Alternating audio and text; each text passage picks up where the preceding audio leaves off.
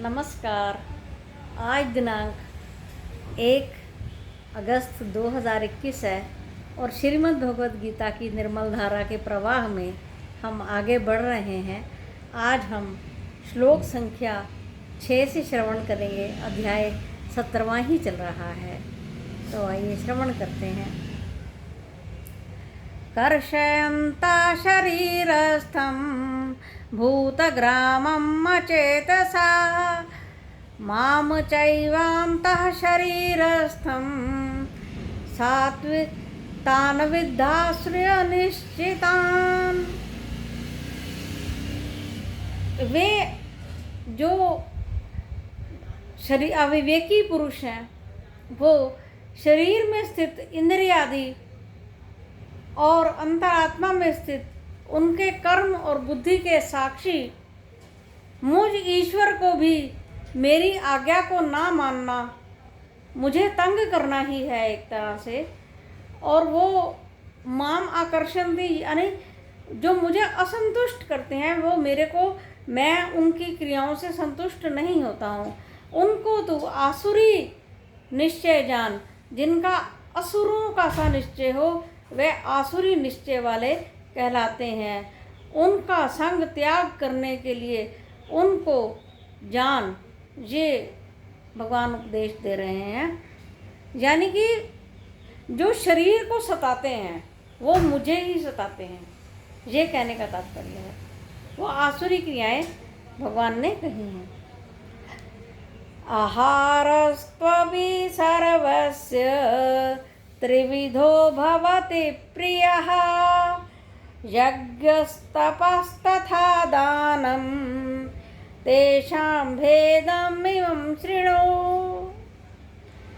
भोजन करने वाले सभी 3 प्रकार के आहार प्रिय और रुचिकर होते हैं, वैसे ही यज्ञ, तप और दान भी त्रिविध होते हैं। उन आहार आदि को जानने के का कहा जाने वाला भेद अब मैं आगे कहता हूँ। श्री भगवान आगे कहते हैं,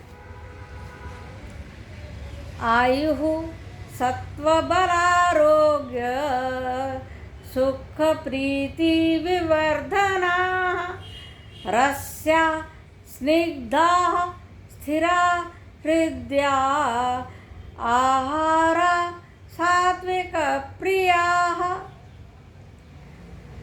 आयु, बुद्धि, बल, आरोग्य इत्यादि को प्रदान करने वाला, जो सार रूप में शरीर को प्रिय है, हृदय को प्रिय है, ऐसे आहार जो शरीर के लिए पुष्टिदायक होते हैं, वो सात्विक पुरुष को प्रिय होते हैं, इष्ट होते हैं।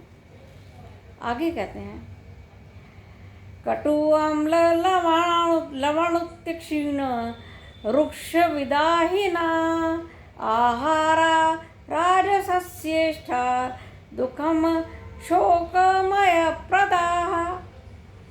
कड़वे, खट्टे, लवणयुक्त, अति उष्ण, अति तीक्ष्ण, रूखे और दाहकारक यानी अंदर जलन पैदा करने वाले, दुख पैदा करने वाले और रोगों का सृजन करने वाले ऐसे आहार राजसिक पुरुषों को प्रिय होते हैं।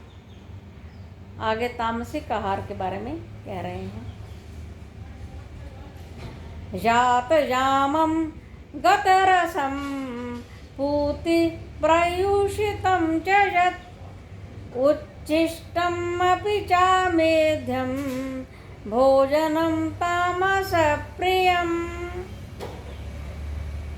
कहते हैं, अधपका, रस रहित, दुर्गंध युक्त, बासी और जिसको बने हुए एक रात भी बीत गई हो, ऐसा भोजन आरोग्यकारक होता है और वो जो खाने के योग्य नहीं होता। ऐसा भोजन तामसी लोगों को प्रिय होता है।